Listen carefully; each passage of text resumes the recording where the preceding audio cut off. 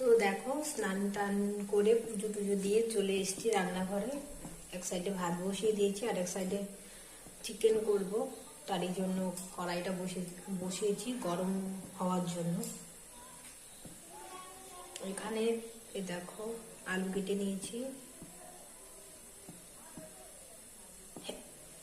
এই যে টমেটো কেটে নিয়েছি একটা সরু সরু করে, এটার পেস্ট করব না।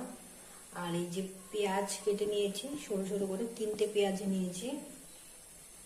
পেঁয়াজটা পেস্ট করব না, পেঁয়াজটাকে আমি লাল করে ভেজে তারপরে মশলা যা করব এর মধ্যে দেবো আর কি।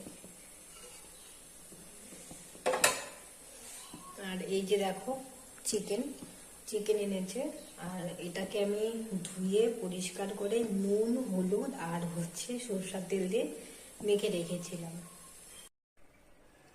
তো দেখো চিকেন রান্না কিন্তু আমার কমপ্লিট হয়ে গেছে।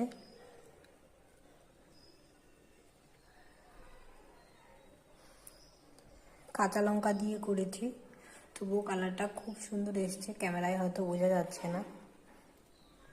আমি চিকেনটা আলু দিয়ে করেছি, আমি মানে অনেকে আলু পছন্দ করে না, আমি আলুটা খুবই পছন্দ করি, তাই সব কিছুর মধ্যেই আলুটা দিই আর কি।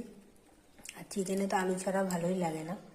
তো কেমন হয়েছে জানাবে, আর কে কে চিকেন খেতে পছন্দ করো প্লিজ একটু কমেন্ট করে জানাবে, আর কে ভালোবাসো না সেটাও জানিও। আমি তো খুবই ভালোবাসি। তো টাটা।